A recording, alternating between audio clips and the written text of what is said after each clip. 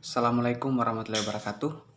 Perkenalkan, nama saya Nopri Babida, NIM F019013. Saya dari Akademi Farmasi Bina Farmasi Palu. Oke, baik. Kesempatan video kali ini saya menjelaskan tentang materi tentang mineral. Nah,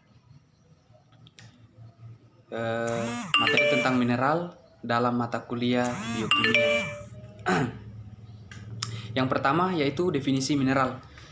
Mineral adalah komponen anorganik yang terdapat dalam tubuh manusia yang merupakan bagian dari tubuh dan memegang peranan penting dalam pemeliharaan fungsi tubuh, baik pada tingkat sel, jaringan, organ, maupun fungsi tubuh secara keseluruhan.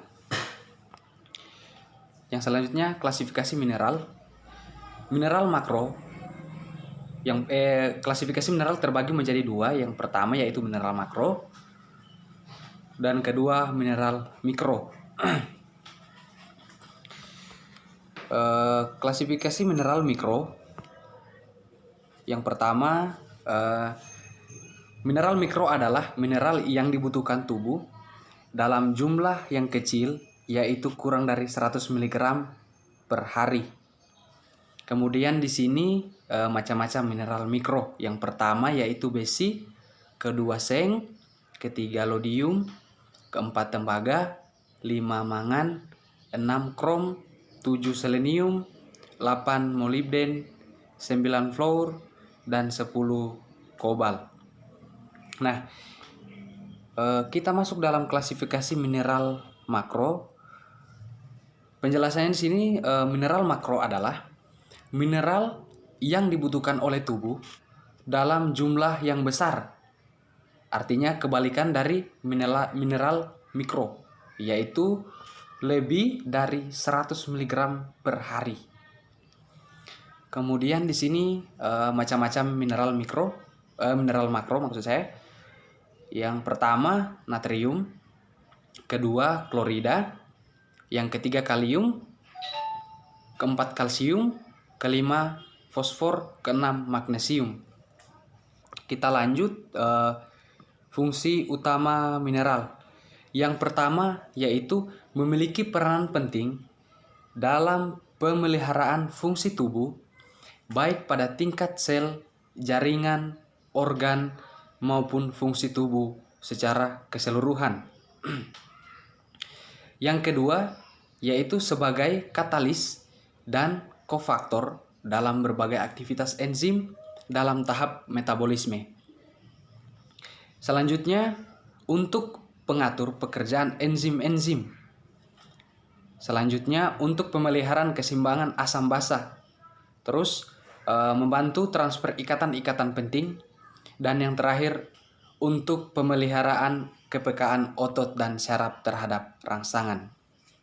Kemudian kita melihat di sini fungsi utama mineral terbagi menjadi dua, yaitu fungsi mineral makro dan fungsi mineral mikro. Fungsi mineral makro yang pertama yaitu elemen makro berfungsi sebagai bagian dari zat yang aktif dalam metabolisme atau sebagai bagian penting dalam struktur sel dan jaringan. Yang kedua, ada pula yang memegang fungsinya di dalam cairan tubuh, baik intraseluler maupun ekstraseluler. Yang ketiga, yaitu mineral makro terutama natrium, klor, dan kalium berperan dalam menjaga keseimbangan cairan tubuh. Terus yang keempat, natrium, kalium, kalsium, magnesium diperlukan untuk transmisi saraf dan kontraksi otot. Yang kelima, fosfor dan magnesium terlibat dalam metabolisme energi. Kita lanjut dalam fungsi mineral mikro. Nah, yang pertama, mikroelemen pada umumnya berfungsi berhubungan dengan enzim. Bahkan lodium merupakan bagian dari struktur suatu hormon. Sejumlah besar enzim memerlukan mikroelemen dan trace elemen untuk dapat berfungsi secara maksimal.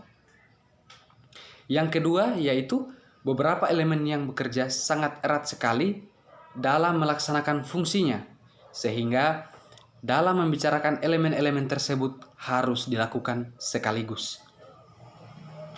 Nah, kita melihat di sini contoh-contoh mineral makro. Yang pertama yaitu natrium. Kekurangan kejang, apitis, kehilangan nafsu makan. Terus kelebihannya keracunan, edema, dan hipertensi. Yang selanjutnya klorida. Kekurangannya muntah-muntah, diare, kronis, dan keringat berlebih. Kelebihan, sekresi tubuh menjadi kental, kering, dan lengket. Dalam saluran pankreas, aliran enzim pencernaan tersumbat sehingga sulit menyerap gizi. Selanjutnya adalah kalium.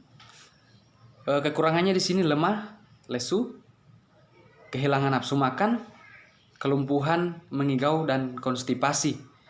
Kelebihan, hiperkalemia akut dan kematian. Selanjutnya kalsium.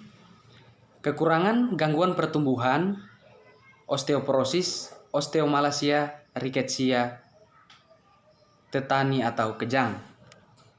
Kemudian kelebihan, gangguan ginjal, batu ginjal, konstipasi. Kemudian magnesium, kekurangannya yang di sini kurang nafsu makan, kemudian gangguan dalam pertumbuhan, mudah tersinggung, gugup, kejang, gangguan sistem saraf pusat, halusinasi, koma, gagal jantung. Kelebihannya penyakit gagal ginjal. Kemudian lanjut fosfor, kekurangan yaitu kerusakan tulang, rasa lelah, kurang nafsu makan, kelebihan kemudian menimbulkan kejang. Mineral mikro. Kita lanjut pada mineral mikro. Yang pertama besi.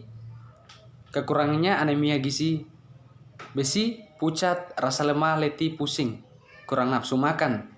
Kemudian kelebihan mual, muntah, diare, dan denyut jantung meningkat. Kemudian seng. Kekurangannya yaitu gangguan pertumbuhan dan pematangan seksual, gangguan fungsi pencernaan, kerusakan permukaan saluran cerna. Kemudian kelebihannya menurunkan absorpsi tembaga, mempengaruhi metabolisme, kolesterol, muntah, diare, demam, kelelahan, serta gangguan reproduksi. Kemudian di sini kita lanjut yodium. Kekurangannya pembesaran kelenjar tiroid. Kelebihan menutup jalan pernapasan sehingga menimbulkan sesak nafas. Kemudian tembaga, kekurangannya mengganggu pertumbuhan dan metabolisme. Kelebihan muntah, diare, kemudian gagal ginjal. Nah, mangan, kita lanjut. Mangan, kekurangannya kelainan kerangka dan gangguan kerangka otot. Kemudian kelebihannya keracunan dan kelainan otak. Kita lanjut. Kemudian krom, kekurangannya tidak ada dan kelebihannya kanker paru-paru, penyakit hati. Kemudian selenium, kekurangan